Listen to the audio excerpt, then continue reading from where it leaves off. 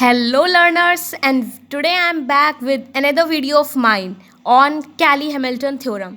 And yes, I welcome you all to this channel. So before starting this video, I want to say this little thing to you that I have really not worked even a little bit on my video editing, as you can see. But I promise you all that the content delivered will be the best up to my level, and whatever efforts the best I could try, I have tried them all to combine in this video for giving you the best content delivery. So here we will see one of the most important theorem from exam perspective of the chapter matrices for all the graduate students. So let's begin. So first of all, you should know why do we use this Cayley Hamilton theorem. Sounds too big name, but believe me guys, it's one of the most easiest theorem which you can use to calculate A inverse, right? So here we will see how do we use this. Suppose I have a matrix A given over here. Now how I will calculate its A inverse? I will calculate its A inverse using Cayley Hamilton theorem. So here are some basic steps for this. First of all, you need to calculate A minus lambda I, which is nothing but the diagonal elements of this matrix will be subtracted by lambda. As you can see, this 1 is a diagonal element. It's written over here 1 minus lambda. 4 will be written as it is because it's not a diagonal element. Similarly, 2 will be also written as it is because it's again not a diagonal element, and 3 will be replaced by 3 minus lambda because it's a diagonal element. So all the diagonal elements are subtracted by lambda. Now you can see it's a determinant. So we will calculate its determinant. How do we calculate it? We are going to multiply these two minus multiply these two. So it became 1 minus lambda multiplied by 3 minus lambda minus 8. Once you solve it, you get this equation. Lambda square minus 4 lambda minus 5. So I have written this by Cayley Hamilton theorem. I hope my handwriting is visible to you guys. If not, then you can increase your video quality.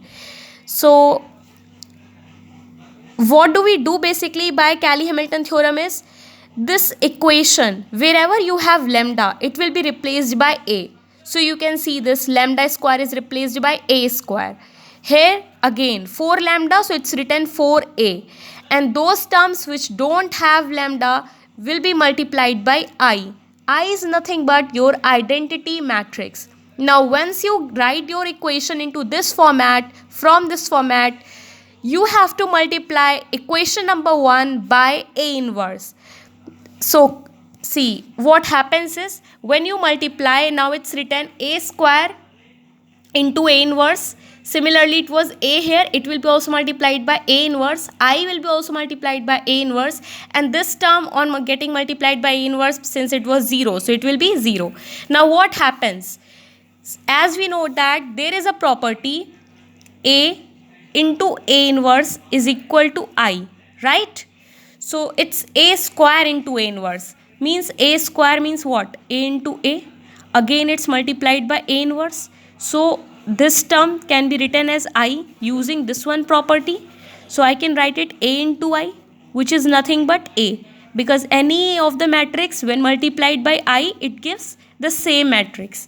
So it becomes A minus 4I, because A into A inverse, as we have seen over here, is I. Fine. And I multiplied by A inverse will be A inverse. Why? Because we have seen any of the matrix multiplied by I remains as it is, right? So it became this. Now once it becomes this, I can send this minus 5A inverse to the right hand side, and I here get 5A inverse. Fine. A minus 4I. The value of A is given already. So I have just written this value of A.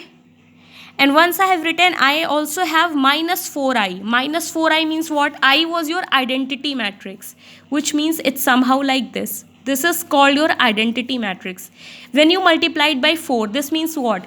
Every of the element of this matrix will be multiplied by 4. So here I will get 4, 0, 0, 4. Right? So you don't need to write this stuff in your exam copy. It's only for your understanding. It's just a rough work. So it became like this.